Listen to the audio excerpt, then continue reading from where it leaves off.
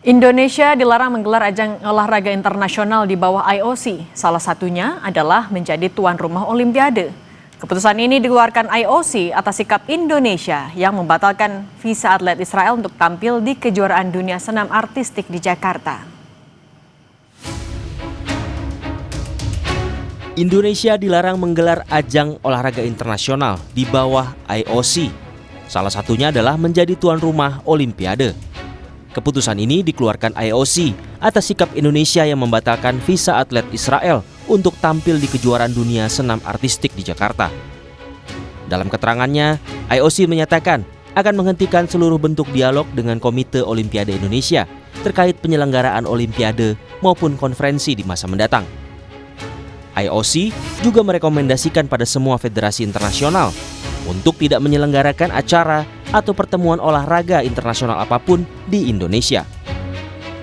Merespons keputusan Komite Olimpiade Internasional, Menteri Pemuda dan Olahraga Erick Thohir menyatakan pemerintahan Indonesia memiliki alasan dan dasar yang kuat menolak kedatangan delegasi Israel pada kejuaraan dunia gimnastik di Jakarta. Erick bilang, langkah ini sesuai ketentuan peraturan perundang-undangan yang berlaku. Prinsip ini berdasarkan Undang-Undang Dasar 1945 yang menghormati keamanan dan ketertiban umum dan juga kewajiban pemerintah Indonesia untuk melaksanakan ketertiban dunia. Wakil Ketua Komisi 10 DPR, Lalu Hadrian Irvani menegaskan, sikap Indonesia menolak delegasi Israel sudah tepat. Merespons soal sanksi IOC, Lalu Hadrian mendorong pemerintah memperkuat diplomatik dengan Federasi Olahraga Internasional. Saya sepakat dengan yang disampaikan oleh Menpora bahwa demi keamanan dan ketertiban umum, makanya pertimbangan itu menjadi salah satu dalam pengambilan kebijakan dan keputusan. Kami juga menyampaikan kepada pemerintah bahwa untuk memperkuat terus diplomasi dengan federasi-federasi olahraga internasional. Analis olahraga Muhammad Kusnaini menilai Indonesia tidak perlu risau soal sanksi yang bisa membatalkan rencana Indonesia untuk menjadi tuan rumah Olimpiade. Menurutnya, peta politik global dinilai sangat dinamis dan bisa saja mengubah sikap IOC di masa depan. Menurut saya kita tidak perlu terlalu risau dengan potensi menjadi tuan rumah Olimpiade 2036 karena peta politik global saat ini sangat dinamis dan masih mungkin mengubah sikap IOC di masa depan. Sesungguhnya juga IOC itu sendiri juga tidak pernah benar-benar bisa murni memisahkan olahraga dari politik. Bahkan cara IOC menyikapi sebuah situasi juga kadang-kadang juga tidak pernah betul-betul murni tidak dipengaruhi oleh politik. Sebelumnya, Indonesia membatalkan visa atlet Israel sehingga tidak bisa tampil di kejuaraan dunia senam artistik 2025 di Indonesia Arena Jakarta pada 19 hingga 25 Oktober 2025. Pembatalan visa atlet Israel ini sudah mendapat dukungan dari Federasi Senam Internasional. Tim Liputan Kompas TV. Lalu bagaimana cara Indonesia membuka dialog dengan IOC agar keputusan larangan itu bisa dibatalkan? Kita bahas bersama analis olahraga M. Kusnaini. Bungkus, selamat petang. Selamat petang, Cindy. Bungkus, kalau kata Menpora katanya ini sebenarnya masih bisa didiskusikan. Nah, apa yang sebenarnya masih bisa ditawarkan oleh Indonesia agar bisa masih mencari jalan tengah dengan IOC? Iya, sebetulnya kalau rekomendasi dari IOC itu sifatnya kan sudah final ya. Artinya mereka merekomendasikan kepada organisasi-organisasi olahraga yang berada di bawah naungan IOC tidak menjadikan Indonesia sebagai tuan rumah untuk event olahraga atau konferensi atau apapun yang terkait dengan olahraga. Dan itu saya pikir sudah final dan mungkin juga tidak akan bisa diubah kecuali ada standing position yang berubah. Jadi standing position itu misalnya begini, Indonesia sekarang memiliki hubungan diplomatik dengan Israel, itu kan artinya berbeda dengan situasi sekarang. Dengan memiliki hubungan diplomatik artinya tidak ada lagi larangan atlet Israel bertanding di Indonesia, itu pasti akan mengubah sikap IOC. Tapi kalau standing positionnya masih sama seperti sekarang, sebetulnya melobi IOC itu juga tidak akan banyak pengaruhnya, meskipun memang perlu kita lakukan, paling tidak untuk mengkomunikasikan argumen kita mengapa sampai melarang kehadiran atlet Israel. Sebetulnya kan yang harus dijelaskan itu, standing position kita kenapa sampai melarang itu kan bukan tanpa argumen. Ada hukum positif yang berlaku di Indonesia yang harus kita patuhi, ada sikap politik Indonesia, prinsip kita di dalam gerakan non-blok yang semuanya menolak terjadinya aksi yang dilakukan oleh Israel terhadap Palestina. Dan itu disampaikan oleh IOC, oleh KOI kepada IOC sebagai dasar sikap kita kemarin menolak kehadiran atlet Israel. Tapi menurut saya itu juga tidak akan mengubah sikap IOC yang sudah mengeluarkan rekomendasi agar Indonesia tidak menjadi tuan rumah. Hanya memberikan penjelasan supaya mereka paham. Bungkus, tapi kalau misalnya ada kritik juga untuk IOC kalau ini sebenarnya standar ganda, kemudian juga sebenarnya ada federasi lain di negara lain yang juga sebenarnya menolak misalnya kedatangan Israel. Nah, ini apakah bisa menjadi bahan bergen juga untuk mengubah pandangan IOC? Oh iya, kan Rusia kan juga sudah menyampaikan bahwa yang dilakukan oleh IOC terhadap Indonesia itu kan standar ganda.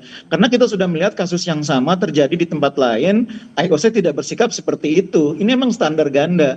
IOC memang sebetulnya tidak pernah bisa betul-betul melepaskan sikapnya dari urusan politik. Jadi ada hal yang kita harus pahami bahwa yang namanya IOC juga bukan betul-betul bebas dari pengaruh politik. Tetap ada unsur politik di dalamnya yang membuat rekomendasi yang sekarang ini terjadi. Nah, memang yang paling penting itu kita harus menjelaskan kepada IOC standing position kita. Mengapa sampai sikap kemarin itu diambil dan kita bukannya tidak punya argumennya. Argumennya ada dan jelas berbasis kepada kebijakan yang berlaku di Indonesia, hukum positif yang berlaku di Indonesia. Itu jelas dan itu harus disampaikan kepada IOC. Oke, kalau misalnya juga tadi Menpora bilang Indonesia sebenarnya tidak dibekukan sehingga juga masyarakat nggak perlu terlalu panik lah. Nah ini bagaimana seharusnya publik bisa menerjemahkan pernyataan dari Menpora?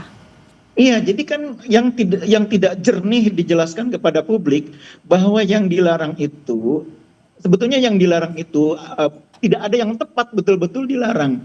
IOC merekomendasikan kepada organisasi olahraga yang berada di bawah naungan IOC untuk menetapkan Indonesia sebagai tuan rumah event atau kegiatan yang terkait dengan cabang tersebut. Itu kan bunyinya rekomendasi, dan rekomendasi bisa dipatuhi atau tidak dipatuhi oleh cabang. Yang kedua, Indonesia tidak akan menjadi tuan rumah Olimpiade 2036. Kan belum ditunjuk tuan rumahnya siapa, jadi belum ada sanksi. Yang sudah pasti Olimpiade 2032 akan digelar di Brisbane, Australia. 2036 belum. Jadi prosesnya masih akan cukup panjang sebelum nanti ditetapkan siapa tuan rumahnya. Dan peta politik global mungkin akan berubah dalam 1-2 tahun ke depan. Kalau dalam 1-2 tahun ke depan peta politik global berubah, standing position Indonesia juga berubah, IOC juga tidak bisa melarang kalau Indonesia bidding menjadi tuan rumah. Oke. Jadi memang keputusan IOC yang tepatnya saya sebut sebagai rekomendasi itu memang tidak bersifat final. Nah kan soal rekomendasi itu kan IOC juga rekomendasi untuk federasi internasional untuk tidak membuat event di Indonesia. Nah kalau misalnya itu dilakukan, ini rekomendasi ini sebenarnya sifatnya apa dampaknya untuk Indonesia kepada federasi internasional tadi? Dampaknya tidak bisa menggelar kegiatan-kegiatan yang terkait dengan IOC. Kegiatan yang terkait dengan IOC itu kan ada Olimpiade, ada Youth Olympic, itu kan kegiatan-kegiatan yang langsung di bawah IOC. Kalau untuk cabang olahraganya, Bungkus? Kalau di cabang olahraga itu kan sifatnya rekomendasi. Jadi nanti masing-masing cabang olahraga bisa membuat keputusan sendiri apakah mematuhi rekomendasi atau tidak. Hanya memang yang menjadi konsideran IOC dalam menjatuhkan rekomendasi ini adalah hal yang memang merupakan prinsip dasar dalam Olimpiade, dalam Olympic Charter, yaitu soal prinsip non-diskriminasi. Dan itu biasanya kemudian menjadi prinsip dasar juga yang dipatuhi oleh semua cabang olahraga. Nah biasanya cabang olahraga yang di dalamnya terlibat atlet-atlet Israel itu akan dengan sendirinya merespon atau menerima rekomendasi IOC tersebut. Tapi yang di dalamnya tidak melibatkan atlet Israel, kemungkinan besar akan mengabaikan.